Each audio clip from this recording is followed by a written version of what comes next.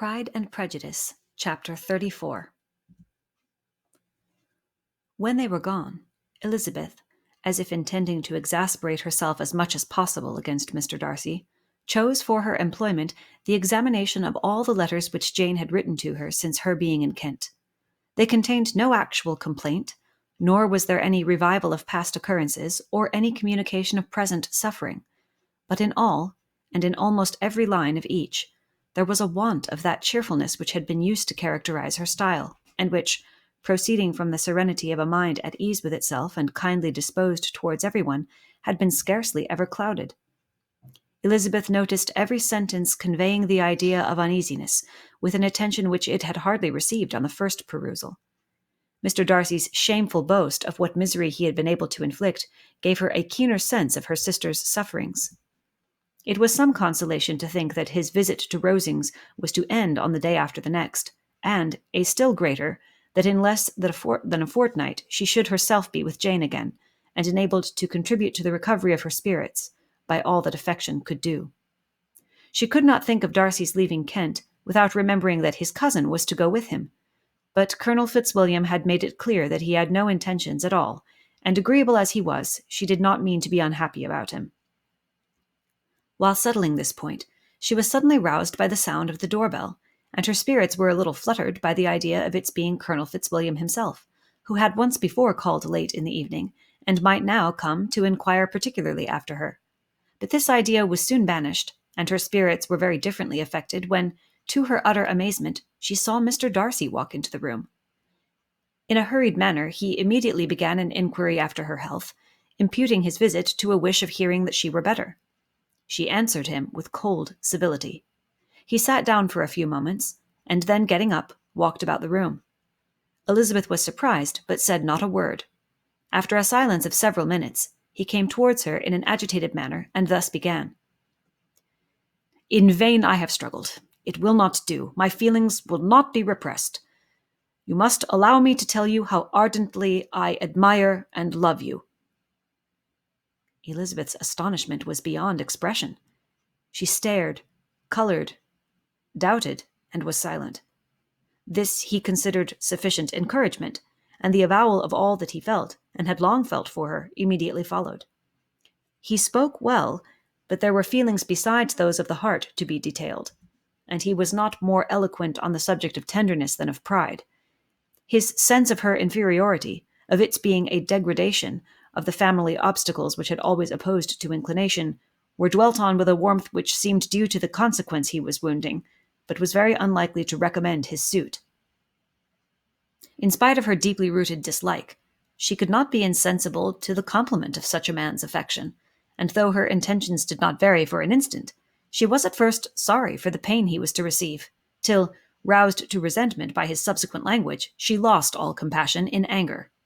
She tried, however, to compose herself to answer him with patience, when he should have done.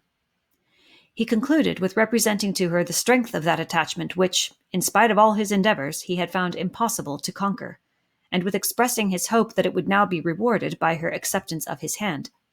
As he said this, she could easily see that he had no doubt of a favorable answer.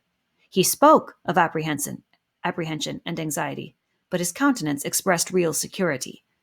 Such a circumstance could only exasperate farther, and, when he ceased, the color rose into her cheeks, and she said, "In such cases as this, it is, I believe, the established mode to express a sense of obligation for the sentiments avowed, however unequally they may be returned.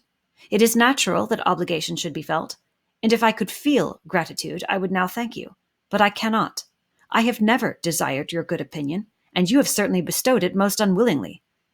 I am sorry to have occasioned pain to anyone. It has been most unconsciously done, however, and I hope will be of short duration. The feelings which, you tell me, have long prevented the acknowledgement of your regard, can have little difficulty in overcoming it after this explanation." Mr. Darcy, who was leaning against the mantelpiece with his eyes fixed on her face, seemed to catch her words with no less resentment than surprise. His complexion became pale with anger, and the disturbance of his mind was visible in every feature.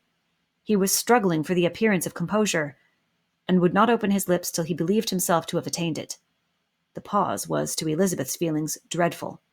At length, with a voice of forced calmness, he said, And this is all the reply which I am to have the honour of expecting.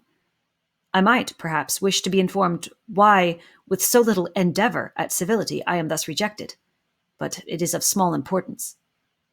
I might as well inquire, replied she, why, with so evident a desire of offending and insulting me, you chose to tell me that you liked me against your will, against your reason, and even against your character. Was not this some excuse for incivility if I was uncivil? But I have other provocations. You know I have. Had not my feelings decided against you, had they been indifferent, or had they even been favorable, do you think that any consideration would tempt me to accept the man who has been the means of ruining, perhaps forever, the happiness of a most beloved sister? As she pronounced these words, Mr. Darcy changed colour, but the emotion was short, and he listened without attempting to interrupt her while she continued. I have every reason in the world to think ill of you. No motive can excuse the unjust and ungenerous part you acted there. You dare not, you cannot deny that you have been the principal, if not the only means of dividing them from each other, of exposing one to the censure of the world for caprice and instability, and the other to its derision for disappointed hopes, and involving them both in misery of the acutest kind. She paused, and saw with no slight indignation that he was listening with an air which proved him wholly unmoved by any feeling of remorse. He even looked at her with a smile of affected incredulity. "Can you deny that you have done it?" she repeated. With assumed tranquillity, he then replied, "I have no wish of denying that I did everything in my power to separate my friend from your sister, or that I rejoice in my success. Towards him I have been kinder than towards myself." Elizabeth disdained the appearance of noticing this civil reflection, but its meaning did not escape, nor was it likely to conciliate her. "But it is not merely this affair," she continued, "on which my dislike is founded. Long before it had taken place, my opinion of you was decided.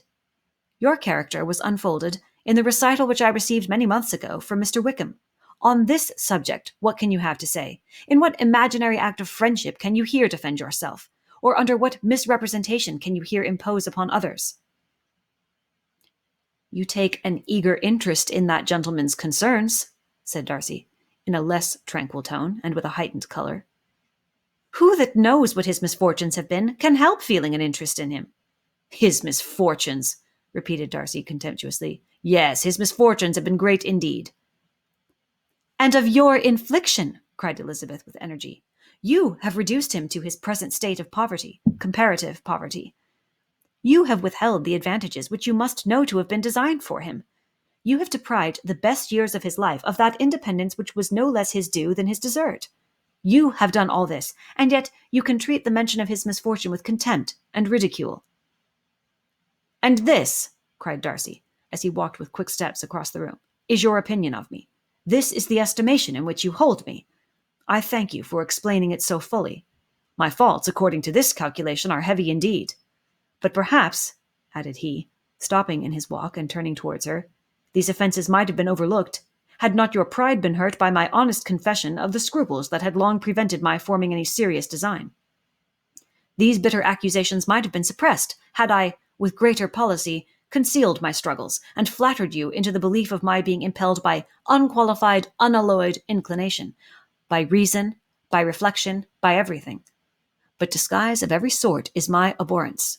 Nor am I ashamed of the feelings I related. They were natural and just. Could you expect me to rejoice in the inferiority of your connections? To congratulate myself on the hope of relations whose condition in life is so decidedly beneath my own?" Elizabeth felt herself growing more angry every moment, yet she tried to the utmost to speak with composure when she said, "You are mistaken, Mr. Darcy, if you suppose that the mode of your declaration affected me in any other way than as it spared me the concern which I might have felt in refusing you, had you behaved in a more gentlemanlike manner." She saw him start at this, but he said nothing, and she continued, "You could not have made the offer of your hand in any possible way that would have tempted me to accept it." Again his astonishment was obvious, and he looked at her with an expression of mingled incredulity and mortification.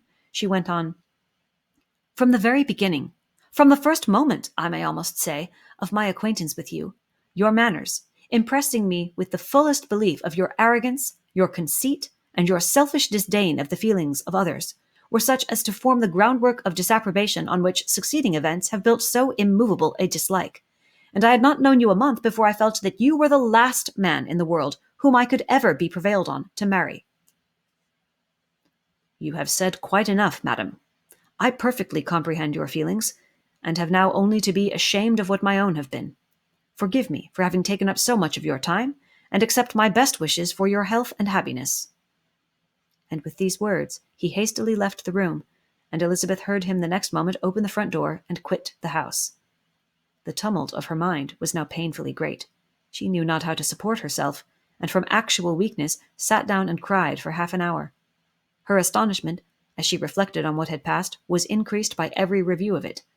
That she should receive an offer of marriage from Mr. Darcy, that he should have been in love with her for so many months, so much in love as to wish to marry her in spite of all the objections which had made him prevent his friends marrying her sister, and which must appear at least with equal force in his own case, was almost incredible. It was gratifying to have inspired unconsciously so strong an affection, but his pride, his abominable pride, his shameless avowal of what he had done with respect to Jane, his unpardonable assurance in acknowledging, though he could not justify it, and the unfeeling manner in which he had mentioned Mr. Wickham, his cruelty towards whom he had not attempted to deny, soon overcame the pity which the consideration of his attachment had for a moment excited. She continued in very agitated reflections, till the sound of Lady Catherine's carriage made her feel how unequal she was to encounter Charlotte's observation, and hurried her away to her room.